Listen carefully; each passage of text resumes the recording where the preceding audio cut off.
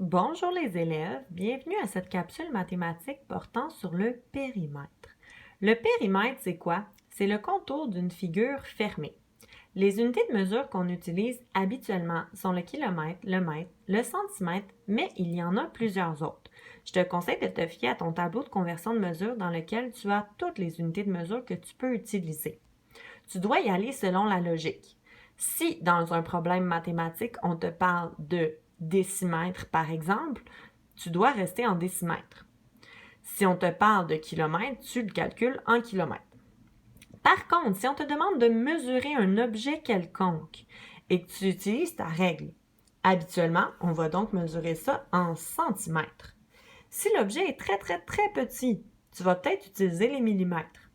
Si on te demande de mesurer quelque chose de plus grand, comme une distance par exemple, tu vas peut-être plus utiliser les kilomètres.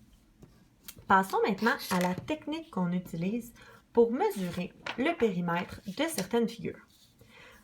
Commençons d'abord par le carré. Un carré, je te rappelle que ça a 4 côtés égaux et 4 angles droits. Ici, dans mon exemple, mon carré a des côtés mesurant 5 cm chacun. Le périmètre, je fais donc 4, qui est le nombre de côtés, fois 5 cm, ça me donne 20 cm. Le périmètre du carré ici est donc de 20 cm. C'est le contour. Le périmètre d'un polygone régulier maintenant.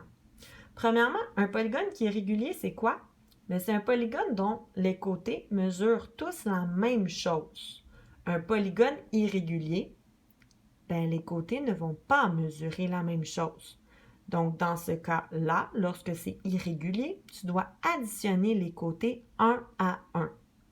Lorsque le polygone est régulier, donc tous les côtés mesurent la même chose, on peut utiliser un petit raccourci. Mon exemple ici, l'hexagone régulier, donc 6 côtés, de 4 cm chacun. Le périmètre, tu fais simplement 6 côtés fois 4 cm, ça donne 24 cm. Finalement, le périmètre d'un rectangle. Il y a une technique qui peut te simplifier la vie.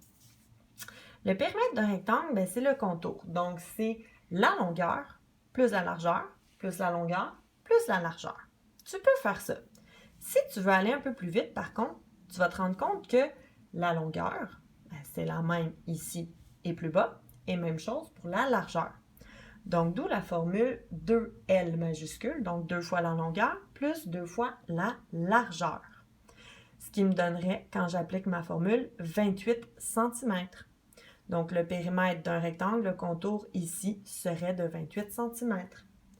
J'espère que cette capsule mathématique t'a aidé au niveau du périmètre. La prochaine portera sur l'air.